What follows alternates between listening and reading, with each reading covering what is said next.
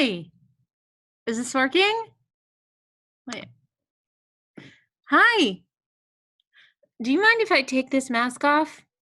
I made it out of my stepson's sweaty athletic sock and it's a little pungent. Ooh, it's better. Mm. Yeah, so I've done these Zoom cocktail hours and I've been hearing so much about people's great recipes and how they're bonding with their families and rediscovering intimacy with their husbands, working out like mad women and Marie Kondoing their entire house. And oh, you too? It's amazing. I am all about living your best life, even while sheltering at home. Yeah, you should feel good, lose weight, be productive, bond with your loved ones, go on with your bad self. Yeah. Mm, mm. Only, can I just make a request? If you are just killing it in quarantine, could you just kindly keep that shit to yourself? Look, before coronavirus, I could view an insensitive remark or a judgmental look or a humble brag through the cynical lens that was permitted to me in pre-quarantine days.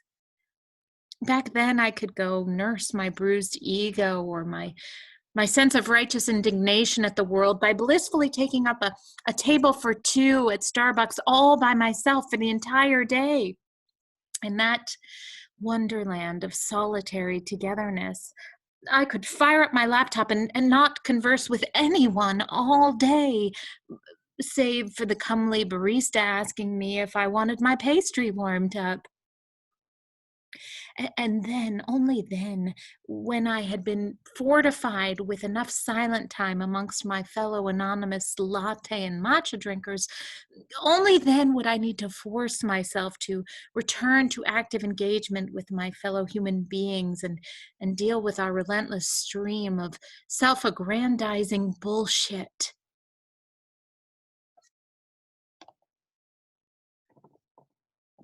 Do I sound bitter? Because I don't want to sound bitter. I love people.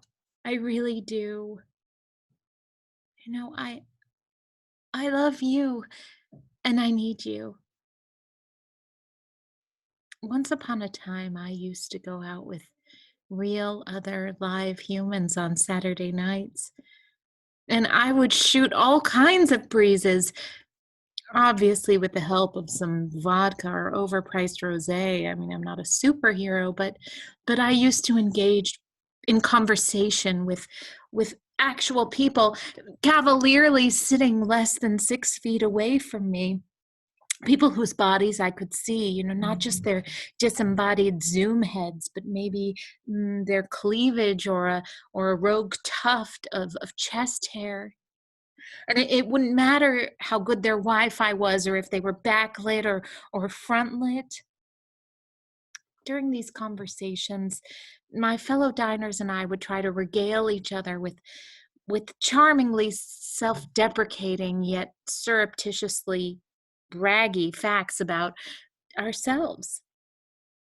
For example, one I frequently trotted out was that I preferred yoga and books to spinning and social media because I was so lazy. When really what I was trying to telegraph was that I disdained physical fitness because it's vain, and that I was an inherently Zen introvert and therefore morally superior to those hard bodied, Insta posting types.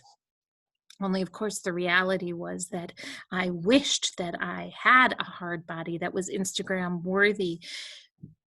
So I guess what I'm saying is that I used to go out with people so that I could lie to them about who I was and what I thought about myself and others. God, I really miss those days. Anyway, my point is, Despite my confessed ambivalence about real life social interaction, I was not and still am not ready to go live in a cave or a cabin in the woods all by myself. Because I like society, I like company, even like socializing sometimes, just not for like lots of days in a row. And part of being an engaged member of society and availing myself of all of its attendant goodies is listening to people crow about themselves and how great they are. But could we just press pause on the crowing just for now while I'm sheltering in my own personal reckoning, struggling each day to understand this weird world and how I fit into it? The only thing I need to know now is that you're out there and you feel the same way. I don't need to know that you work out every morning, sometimes twice, that you missed your calling as the second coming of Julia Child and that your family's eating very well. I sure as fuck don't need to know that you lost 20 pounds while in lockdown. I mean, unless you have cancer or something, in which case I am sorry and I take it back.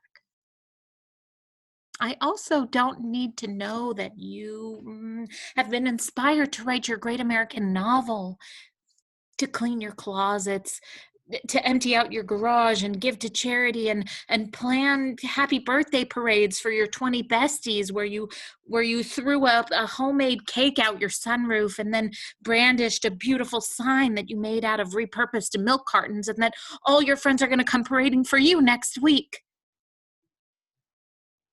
I would much prefer to hear about how you and your husband fight incessantly, how you've gained 10 pounds, and it's not from cooking recipes from a beautifully art directed cookbook, but rather from the Cheetos that you've been buying from the corner liquor store on the daily, and the beer, a cheap beer, preferably in cans.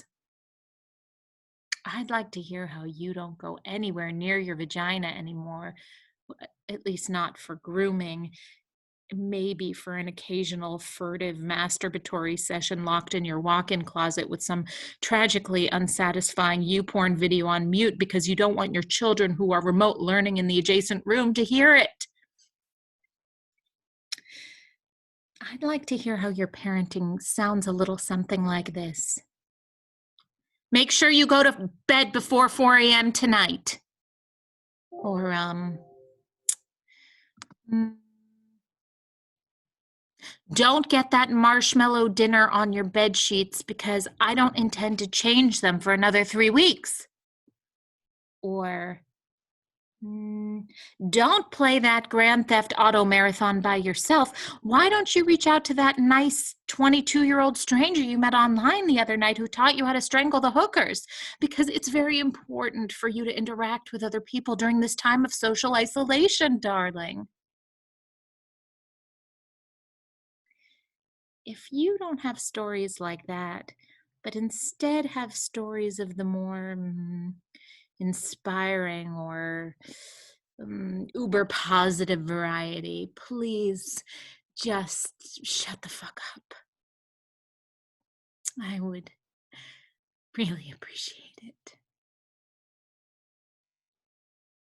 Well, wow, this was fun. Bye. Bye. How do I turn this off again? Okay.